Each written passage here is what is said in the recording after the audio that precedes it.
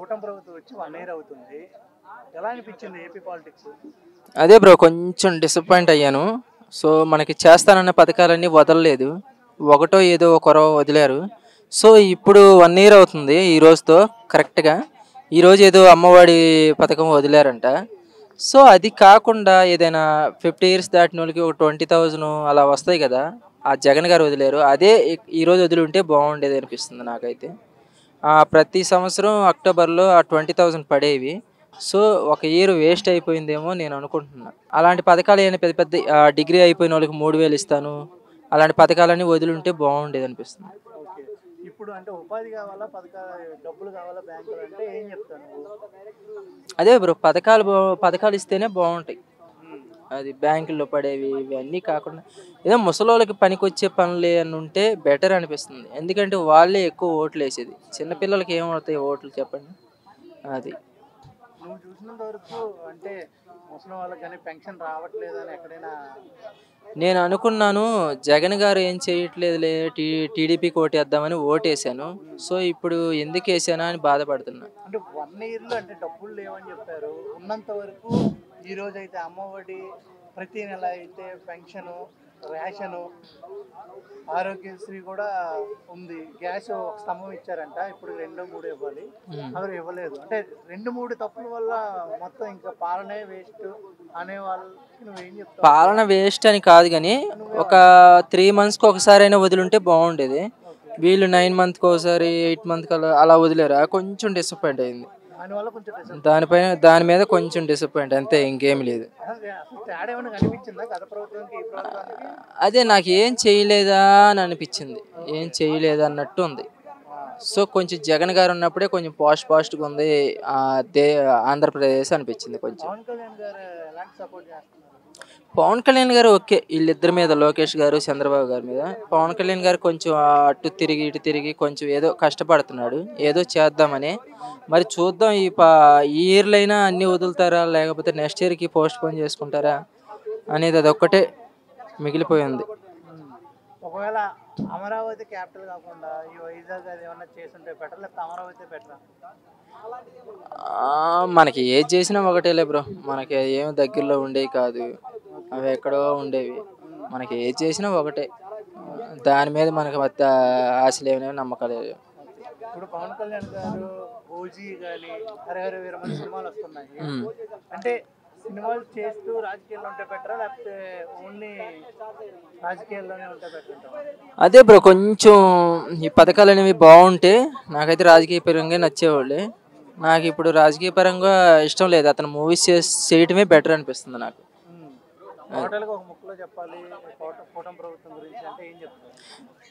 ఇక్కడ నుంచి అయినా కొంచెం తొందరగా పథకాలు వదిలి అందరి మనసుని పొందాలని అనుకుంటున్నాను నేను. అంటే మనసులు అభిమానం పొందాలని నేను అనుకుంటున్నాను. నా మామైతే తెలంగాణలో ఉంటాం, మనకు తెలియదు బ్రో వాళ్ళ సంగతి ఏందో మనకు తెలియదు. చెప్తారు కానీ మనం పట్టించుకోము కదా అవి.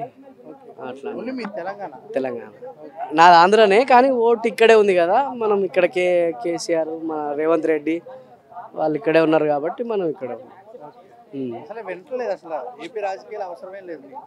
ఉండే. కానీ అప్పుడు జగన్ ఉన్నప్పుడు అవసరం ఉండే, ఇప్పుడు అవసరం లేదు. అంటే ప్రభుత్వంలో ఏమైనా తేడా కనిపిస్తుందా? తేడా అంటే మామూలు తేడా కాదు, భయంకరమైన.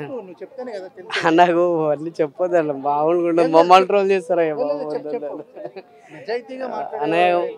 మనకి నచ్చలేదన్న ప్రభుత్వం అంతే. అంటే దేనికంటే పథకాలు ఇవ్వలేదనా, లేకపోతే రోడ్లు బాగా వేసారనా, పెన్షన్ టైంకి ఇస్తున్నారా, దేని వల్ల? పెన్షన్లు అన్ని ఇస్తున్నారులే, ఈ రోడ్లు, ఈ సూపర్ 6 అన్నారు కదా, అది జరుగుతలేదని నేను అనుకుంటున్నా. పడిందంట. చేస్తే మంచిదే కదా, ఎవరు వచ్చినా మంచి చేస్తే ప్రజలు బాగుంటారు కదా.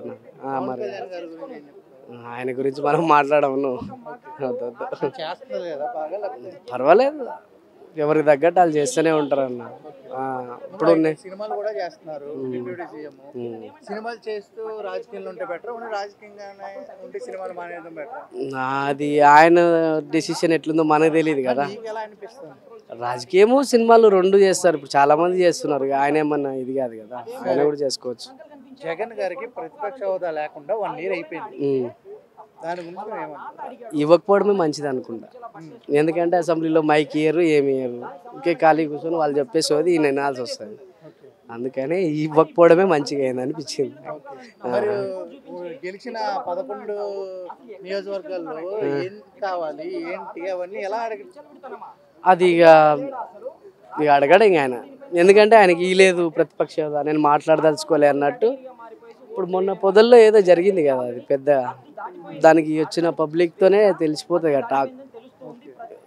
మౌనవ్రతమే 5 సంవత్సరాలు చేయడం బెటర్. అంతే, మౌనవ్రతమే మంచిది. మౌనంగా ఉంటేనే తర్వాత కొట్టగలుగుతాడు అన్నమాట. మరి కేసులు పెడుతున్నారు చాలా మంది. పెట్టుకొని ఎన్ని పనికిరాని ఎన్ని పెట్టుకున్నా ఏం చేస్తావు చెప్పు, వేస్టే కదా. తర్వాత ఆయన గెలిచినప్పుడు ఆయన చూపిస్తాడు కదా. ఇప్పుడు జగన్ 2.0 ఉంటది అంటున్నారు, అదైతే నాకు తెలిసి బీవచ్చంగా ఉంటుంది.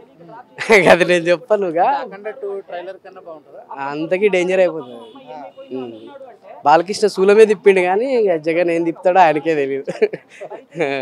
మరి ఘోరంగా ఉంటుంది, అప్పుడు తెలుస్తుంది అందరికి ఎవరెవరు. ఒక ముక్కలో అయితే ప్రభుత్వం అయితే నాకు నచ్చలే. ప్రమాణ స్వీకారం చేసి ఈ రోజుకి 1 year అవుతుంది. ఏపీలో రాజకీయాలు ఎలా ఉన్నాయి? బాగానే ఉన్నాయి. ప్రభుత్వానికి ఈ ప్రభుత్వానికి ఏమైనా తేడా కనిపిస్తుందా? తేడా ఉంది. ఎందుకంటే ప్రతిదీ కూడా అభివృద్ధి కనపడుతుంది. అంత లేని ఆంధ్ర సైడ్ వాళ్ళు కూడా ఊరుకోరు, ఎందుకంటే ఖచ్చితంగా నిలదీసి అడుగుతారు. ఇక పాజిటివ్ నెగిటివ్ అనేది మామూలే. ఆపోజిషన్ పార్టీ వాళ్ళు ఎంత మంచి చేసినా మంచిని వదిలేసి చెడుని పట్టుకుంటారు, అది మామూలే. అది పార్టీ అయితే కూటమి ప్రభుత్వం అయితే బాగానే చేస్తుంది. కానీ కొన్ని 6 పథకాల్లో అన్నీ కూడా అమలు కావట్లేదు. కొన్ని కారణాల వల్ల కొన్ని ఆగుతున్నాయి. అవి కూడా సాఫీగా జరిగితే మంచిదని మా ఉద్దేశం. అంటే ఈ రోజు నుంచి తల్లికి వందనం కూడా ఇవ్వడం జరుగుతుంది. అదే ఏదైతే ఫస్ట్ చెప్పారో డబ్బులు పెంచి ఇస్తానన్న పెన్షన్ కూడా అందుతుంది. అవునవును, దానికి ఏం చెప్తారు? అదే మేము అంటున్నాం. అదే కొన్ని పనులు ఆగిపోవడం వల్ల ఇంకా డిలే అవుతుంది. ఇట్లా డిలే కావడం వల్లనే పార్టీని విమర్శించే అవకాశాలు ఎక్కువ ఉన్నాయి. ఈ పనులని ఫాస్ట్గా చేసుకుంటే మంచిది. అంటే 6 పథకాలు చెప్పారు కదండి వాళ్ళు. 6 పథకాల్లో ఇప్పటి వరకు వాళ్ళకు 1 or 2, 3 years పెండింగ్ ఉండొచ్చు. అదే కొన్ని అనివార్య కారణాలు ఉండొచ్చు. అది కూడా ఫాస్ట్గా చేస్తే మంచిదని మేము కూడా అనుకుంటున్నాం. అంతే. అయితే పవన్ కళ్యాణ్ గారు అంటే తన వంతుగా తన న్యాయం చేశాడు. ఇప్పుడు ఒక రోడ్డు వేసినా కూడా రోడ్డు దగ్గరికి వెళ్ళేసి ఎంత లోతు వేశారు అనేది కూడా చెకింగ్ చేయడం అనేది ఒక రాజకీయ నాయకుడికి ఎవరికి కూడా ఇంతవరకు నేను చూడలేదు. ఇంకోటి ప్రతి ఒక్కటి కూడా అనువు మాట్లాడుతున్నాడంట, ఏం జరుగుతుంది ఎక్కడెప్పుడు. ఇంకోటి ఏంటంటే మేము కోరుకునేది ఏంటంటే రేషన్ డీలర్లు కూడా ఇంతకుముందు ఇంటింటికి వెళ్ళి రేషన్ బియ్యం ఇచ్చేటోళ్ళు ఆంధ్రాలో. ఇప్పుడు ఆ పథకాలు తీసేసి డైరెక్ట్ రేషన్కి వెళ్ళి తెచ్చుకోమంటున్నారంట. రేషన్కి వెళ్ళి తెచ్చుకోమంటున్నప్పుడు రేషన్కి వెళ్ళినప్పుడు రేషన్లో కూడా ఇప్పుడు సామాన్యుడికి అందుబాటులో కొన్ని పెడితే మంచిది అంటున్నాం. ఏంటంటే నూనె ప్యాకెట్ ఒకటి, కందిపప్పు ప్యాకెట్ ఒకటి, సన్న బియ్యం. ఇప్పుడు పూర్వం ఎన్టీ రామారావు గారు సీనియర్ ఎన్టీ రామారావు గారు ఉన్నప్పుడు 2 రూపాయలు కిలో బియ్యం ఇచ్చారు. ఇప్పుడు వీళ్ళు కూడా అటువంటి పథకాలు పెడితే బాగుంటుందని మా ఒపీనియన్. అది కూడా పార్టీని తలుచుకుంటారు వాళ్ళు. అన్న క్యాంటీన్ జబర్దస్త్ ఉంది, సూపర్ ఉంది. అది దేవుడు ఇచ్చిన వరం అంటున్నారు చాలామంది. అనడం ఏంది, చాలామంది యూట్యూబ్లలో కూడా వీలాగులు చేసి పెడుతున్నారు. 5 రూపాయలకి ఎక్కడ దొరుకుతుంది ఇంత సాంబారు, అన్నము, ఒక తాలింపు ఎక్కడ దొరుకుతుంది చెప్పండి? ఒక సామాన్యుడు కడుపుని నింపుతున్నాడు. ఆయన ఎవరైతే నేను ముందు ప్రభుత్వం ఏదైనా సరే భగవంతుడి రూపంలో వచ్చి ఆకలి తీర్చినట్టే ఆయన. దీన్ని మాత్రం మనం మాత్రం విమర్శించడానికి లేదు. చాలా మంచి కార్యం ఇది, చాలా మంచి పని చేశారు కుటుంబ ప్రభుత్వం. ఇది హైలైట్ అంటే హైలైట్. ఇది పోలవరం ప్రాజెక్ట్ అనేది అది ఇంకా పూర్తి అవుతూ ఉంది. ప్రభుత్వాలు మారే కొద్దీ పోలవరం అట్లే ఉండిపోతుంది. దీని గురించి కొంచెం సీరియస్గా చంద్రబాబు నాయుడు గారు కూడా కొంచెం తొందరగా పనులు పూర్తి చేస్తే చూడాలని మాకు కూడా ఆశగా ఉంది. కొన్ని నెలలు గడుపుతున్నారు. అది కూడా క్యాపిటల్ గురించి ఏం చెప్తారు?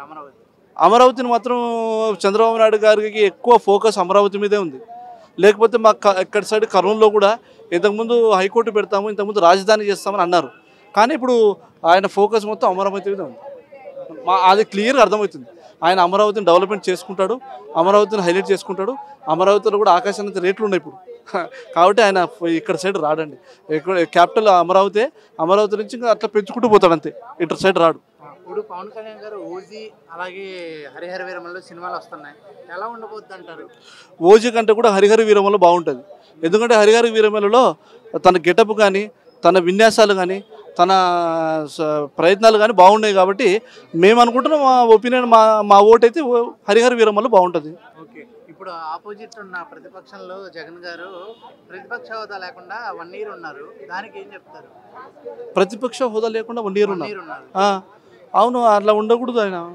ఆయన మాట్లాడడానికి అధికారం లేదు కదా ఇప్పుడు. ఎందుకంటే అసెంబ్లీలోకి వచ్చినా కూడా ఆపోజిషన్ పార్టీతో మాట్లాడడానికి ఆయనకు ఏ అవకాశం లేదు, ఏం మాట్లాడడానికి అధికారం కూడా లేదు ఆయన. కాబట్టి ఆయన ఉన్నా వీళ్ళేం పట్టించుకోరు. అది ఎలా ఉంది పోలీస్ వ్యవస్థ ఏపీలో? ఏపీలో పోలీస్ వ్యవస్థ ఏం మారలేదు సార్, ఏం మారలేదు అంటున్న ఈ హోంమంత్రి అనిత గారు అంటున్నారు. కానీ 8 దాటితే ఇంతకుముందు ఒక అనౌన్స్మెంట్ చేశారు, గుర్తుందో లేదో మీకు? 8 దాటితే గుంపులుగా ఎవరైనా ఉంటే లోపల తీసుకెళ్ళి పాడండి అన్నారు. అది మీకు గుర్తుందో లేదో? అది ఆమె ఒకసారి అనౌన్స్మెంట్ చేశారు. 8 కాదు, 1 గంట దాటినా కూడా బారాన్ రెస్టారెంట్లో కూర్చుంటున్నారు, బిర్యానీలు తింటున్నారు. మరి అనిత గారికి ఇది మరి లైవ్ చూస్తున్నారో లేదో మాకు తెలియదు. ఒక మాట, ఎందుకంటే పోలీస్ వ్యవస్థను కూడా కొంచెం అలర్ట్ చేసి కొంచెం ఇట్లా అరాచకులు అక్రమాలు ఇంకా జరుగుతూనే ఉన్నాయి. పసిపాప కాడి నుంచి ఉదయం లేచినప్పటి నుంచి 6 ఏళ్ల పాప కానీ 60 ఏళ్ళ ముసలోళ్ళ వరకు ఎక్కడో చోట సంఘటన జరుగుతుంది. కొంచెం దీని గురించి గట్టి చర్యలు తీసుకుని పోలీసులు కొద్దిగా గట్టి చెప్తే, తన కుటుంబ సభ్యులాగా భావించి పోలీసులు కూడా కేర్ తీసుకొని చేసుకుంటే ఇవన్నీ తగ్గేటట్టు చేస్తే మంచిదని మా ఉద్దేశం. ఒక ముక్కలో చెప్పాలి కూటమి ప్రభుత్వం గురించి అంటే ఏం చెప్తారు? కూటమి ప్రభుత్వం ఒక ముక్కలో చెప్పాలంటే 6 పథకాలు ఇచ్చినప్పుడు 6 పథకాల్లో కొన్ని పథకాలు నిలబడిపోయినాయి, కొన్ని ఫాస్ట్గా చేస్తే మంచిదని మా ఉద్దేశం. Thank you.